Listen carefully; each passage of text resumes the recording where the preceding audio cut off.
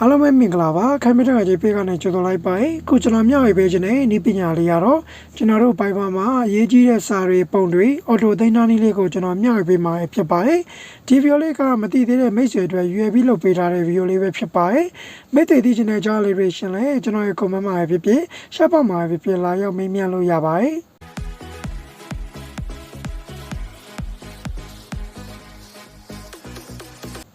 ဒါဆိုရင်ကျွန်တော်တို့ Viber မှာအရေးကြီးတဲ့စာတွေပုံတွေ Auto သိမ်းသားနည်းလေးကိုကျွန်တော်မျှဝေပေးဖို့အတွက်ကျွန်တော်တို့အရင်ဆုံး Viber လေးကိုတစ်ချက်ဝင်ပါမယ်ပြီးသားပြီဆိုလို့ရှိရင်ကျွန်တော်မျှပြတာတွေမိုးစွာတွေကိုတစ်ချက်နေပါမယ်ပြီးသွားရင် setting တွေကိုတစ်ချက်ဝင်ပါမယ်ပြီးသားပြီဆိုလို့ရှိရင်ကျွန်တော်တို့ account တွေကိုတစ်ချက်ဝင်ပါမယ်ပြီးသားပြီဆိုရင်ကျွန်တော်တို့ Viber bucket တွေကိုတစ်ချက်ဝင်ပါမယ်ကိုကဒီကောင်လေးတွေကျွန်တော်တို့ရေးကြီးတဲ့စာတွေပုံတွေကို daily bucket လေးတင်ထားမယ်ဆိုလို့ရှိရင်ကျွန်တော်တို့ကမှာပြီးတော့ဖြတ်မိရဆိုလို့ရှိရင် restore ပြန်လုပ်လို့ရတယ်ပေါ့နော်ဒါကြောင့်မို့ကိုကရေးကြီးတဲ့စာတွေပုံတွေကိုကျွန်တော်တို့ auto သိမ်းထားဖို့အတွက်ဒီမှာကျွန်တော်မျှပြထားတဲ့ setting လေးကိုတစ်ချက်နေပါမယ်ပြီးတော့လို့ရှိရင်ကိုရှိတ်မဲ့ Gmail ပေါ့နော်ကိုသိမ်းမဲ့ Gmail ပေါ့ဒီကိုရဲ့စာတွေ file တွေအကုန်လုံးကိုသိမ်းထားမဲ့ Gmail လေးကိုတစ်ချက်ရွေးပေးရမယ်မိတ်ဆွေကဒီ Gmail ရဲ့ password လေးကိုသိမှလည်းအဆင်ပြေမယ်ပေါ့နော်ဘာလို့လဲဆိုလို့ရှိရင်ကျွန်တော်တို့ restore ပြန်လုပ်လို့မရတာတွေဖြစ်နိုင်ခြေရှိတယ်ပေါ့နော်ဒါကြောင့်မလို့ပါကျွန်တော်ကတော့ဒီမှာကျွန်တော်ဒီ Gmail လေးတစ်ခုရွေးလိုက်မယ်ပေါ့နော်ရွေးပြီးတော့ကျွန်တော် okay တစ်ချက်နေလိုက်မယ်ပြီးသွားပြီဆိုလို့ရှိရင်ကျွန်တော်တို့ခဏလေးတစ်ချက်ဆောင်ပေးမယ်သူလုတ်တင်လေးတစ်ချက်ဖတ်နေတယ်ပေါ့နော်ပြီးရင်ကျွန်တော်တို့ဒီမှာအလုံးကိုတစ်ချက်ပေးမယ်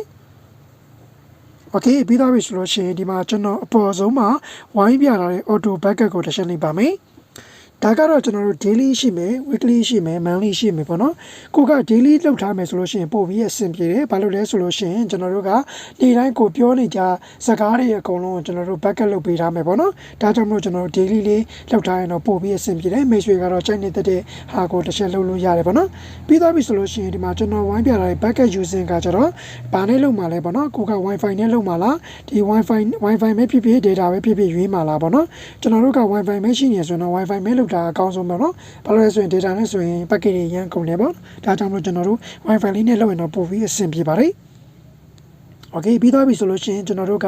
ဒီမှာကျွန်တော်တို့ကပုံကောဗီဒီယိုကောစေ့မှာလားပေါ့နော်ကျွန်တော်တို့ကပုံကောဗီဒီယိုကောအကုန်လုံး backup လုပ်မယ်ဆိုရင်တော့ကျွန်တော်တို့ဒီဖိုတိုနဲ့ဗီဒီယိုကိုကျွန်တော်တို့အမှန်ကျလေးပေးလိုက်မယ်ပေါ့နော်ပြီးသွားပြီဆိုလို့ရှိရင်ဒီမှာကျွန်တော်မျှပြထားတဲ့ backup နောင်းကိုတစ်ချက်နေပါမယ်ဒါဆိုရင်ကျွန်တော်တို့ backup တစ်ချက်လုပ်နေရပါတော့